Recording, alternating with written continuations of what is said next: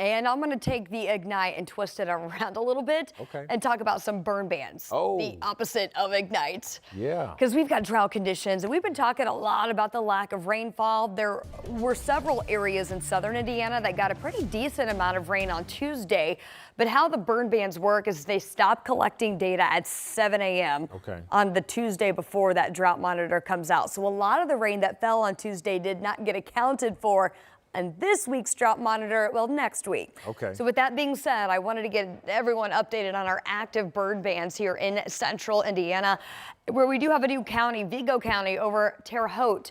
That was added as of yesterday. So we have several counties, and where we are seeing some of the worst drought, that is Howard, Cass, Carroll counties up into Miami County, where the latest drought monitor now does include several of those counties into extreme drought conditions. Also over in Adams, Allen counties around Fort Wayne included in that extreme drought. So as I mentioned, areas south of I-70, places like Bloomington to Columbus, Nashville, Indiana as well, where we did see that swath of some very heavy rain on Tuesday.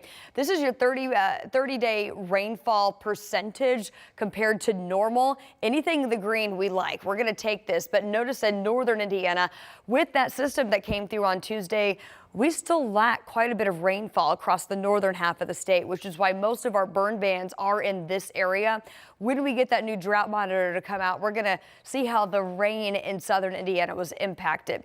Otherwise, our sky is clear. We've been watching the sky over the northwest as we have round after round of shower activity that's been impacting Oregon, and that will impact our Hoosiers on the road over in Oregon for today. So we've been monitoring their forecast. Looks rainy, looks cool, certainly looks better back here at home. And this is going to be the Notre Dame game as they are hosting NC State today for that 3:30 kick. Our sky will be clear all throughout central and into northern Indiana. It will be a little cooler, though, if you're headed up to the South Bend area today. Here's a look at your forecast across the state. We are headed back to 74 in Indy. You get into northern portions of the state up near South Bend, forecasting high of 68, 72 in West Lafayette, and Bloomington headed to 73 for today. It's also the first weekend, officially started yesterday, but this is the first Saturday of the Covered Bridge Festival going on over in Park County. Again, 74 for a high there. Through 7 o'clock tonight, if you're headed downtown for the Pacers preseason as they host the Thunder, it's going to be a pretty significant drop from when you go into Gainbridge until when you leave at 10 p.m. as we fall back into the 50s, and then eventually overnight lows tonight falling into the 40s. With the lack of cloud cover overnight, it will be a cooler start to the day tomorrow, so keep that in mind for your Colts tailgate forecast. We'll warm back to the 60s, and then the roof and the window will be open at Lucas Oil Stadium tomorrow. 68 at kickoff, 74 for a high on Sunday.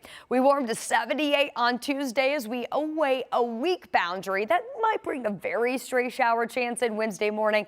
Rain chance not looking great here, but it will drop temperatures a little bit back near 70 for a high through next Friday, with that next substantial rain chance looks like holding off until next weekend.